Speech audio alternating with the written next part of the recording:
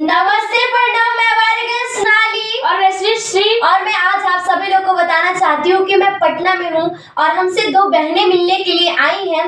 और तो चलिए मैं आप सभी को इनसे सबसे पहले परिचय दिलवाती हूँ। और दीदी, आप कहाँ से आई हैं, सभी को बताइए। मैं आई हूँ बेतिया जिला से और मेरा घर है बेतिया। हम लोग आए हैं सोनाली और सिस्ट से मिलने। और तो बहुत बहुत धन्यवाद, उतना बेतिया जिला से चल के आई हैं।